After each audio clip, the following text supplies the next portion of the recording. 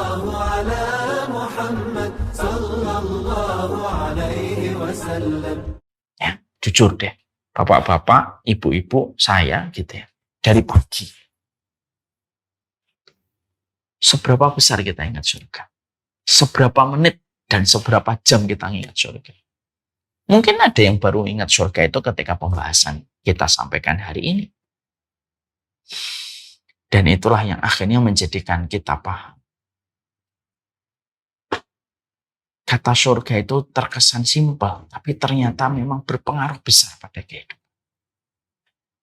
Lah setan itu, kalau sudah nutup manusia, kalau setan sudah menutupi manusia dari arah depan, maka pada saat itulah setan itu akan membuat manusia itu suka menghitung dunia, melihat dunia, apa yang dicapai, apa yang diperoleh, apa yang telah nanti akan dibangun, tapi dia lupa apa yang didapatkan dalam kehidupan di depan, yaitu kehidupan ketika dia di akhirat. Ini yang kita harus paham. Maaf ya Pak, jujur deh. Kita mendengar kata surga dari semenjak kita belia, kecil. Tapi betul nggak kita sudah betul-betul belajar tentang surga itu apa, amalan yang mengantarkan ke surga itu apa, shortcutnya ke surga itu apa, pembatal ke surga itu apa? Belum tentu semua dari kita sudah bisa menjawab pertanyaan itu. Padahal dengan mengingat surga, disitulah kita akan melahirkan kekuatan dan konsistensi. Ya. Perhatikan Pak. Summa la'atiyannahum min baini aydihim wa min khalfihim wa an aimanihim wa an syama'ilihim wa la tajidu aktsaruhum syakirin. Saya ya Allah mendatangi mereka manusia itu dari depan, dari belakang, dari kanan dan kiri. Depan itu artinya manusia akan saya buat tidak bisa membayangkan surga, membayangkan akhirat kecuali sebentar saja. Karena aku halangi mereka dan pandangan matanya dan pikirannya ke depan. Supaya mereka selalu melongok, supaya mereka selalu menengok ke belakang dari urusan dunia yang pasti mereka tinggalkan. Yang kedua, yang menjadikan kita akhirnya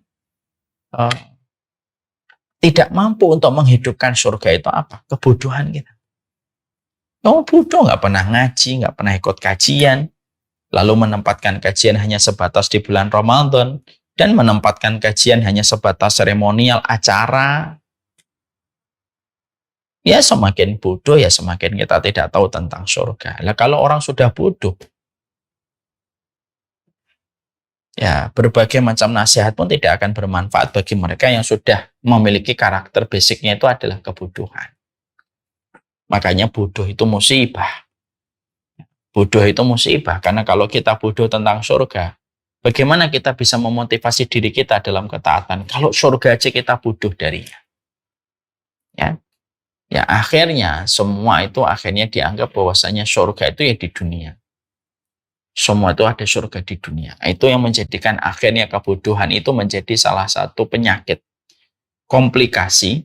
Kebodohan dan setan itu menjadi satu kesatuan komplikasi yang menjadikan manusia sama sekali tidak ada kaitan hidupnya itu dengan surga yang dijanjikan.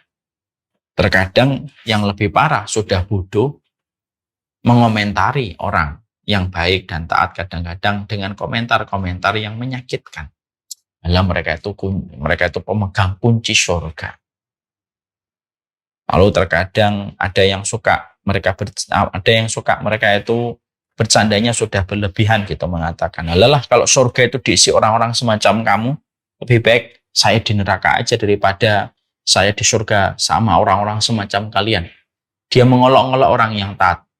Lalu seakan-akan mengatakan dia tidak butuh surga dan lebih nyaman dan lebih enak berada di neraka. Alah, wong kamu itu minum kopi aja masih ditiup kok nantangin neraka. Kalau kamu minum kopi yang panas langsung kamu minum, mungkinlah kamu bisa mengolok-olok neraka itu. Jujur aja, kamu minum kopi aja masih ditiup kok. Seakan-akan sok mengatakan kuat di neraka dan tidak butuh surga. Tapi itulah kebodohan. Itulah kebodohan. Jadi kebodohan itu pangkal dari semua kerusakan. Yang ketiga, cinta sama dunia. cinta sama dunia itu adalah salah satu di antara perkara yang menjadikan manusia itu tidak ingat surga. Makanya akhirnya orang kalau cinta dunia itu apa? Dia benci mati, walaupun dia tahu di balik kematian itu ada sebuah janji manisnya Allah, berjumpa dengan Allah, dan salah satunya akan berjumpa dengan kehidupan surga dan akhirat. Tapi kalau orang sudah cinta dunia, susah. Makanya hubbud dunya ra'su kulli khati'atin. Orang kalau sudah cinta dunia itu pangkal dari semua kerusakan itu cinta sama dunia. Sehingga akhirnya ketika sudah betul-betul cinta sama dunia, tidak ada yang dia pikir, tidak ada yang dia hitung, tidak ada yang terlintas, tidak ada kecondongan, dan tidak ada obrolan. Kecuali obrolannya, lintasannya, pikirannya, kecuali selalu mengarah kepada dunia. Nah, pikirannya dunia kok. Sekali ngobrol, ngobrolin cuan. Sekali berbicara, berbicara tentang masalah duit. Sekali scrolling, yang di-scrolling masalah duit. Sekali mau tidur yang dipikirkan duit, sekali bangun tidur kecuali yang dipikirkan duit.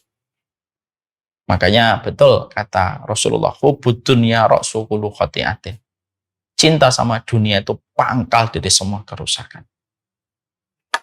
Dan salah satu kerusakannya itu apa? Orang kalau sudah cinta dunia, yang dia pikir adalah rumah besar dengan seluruh fasilitas yang dia janjinya, seluruh fasilitas yang dia miliki. Lalu dia lupa terhadap janjinya Allah di akhir. Rumah besar di pinggir pantai, rumah besar di puncak gunung, rumah besar nanti di pinggir samudera gitu. Terus itu saja. Kenapa? Cinta sama dunia itu pangkal dari semua kerusakan.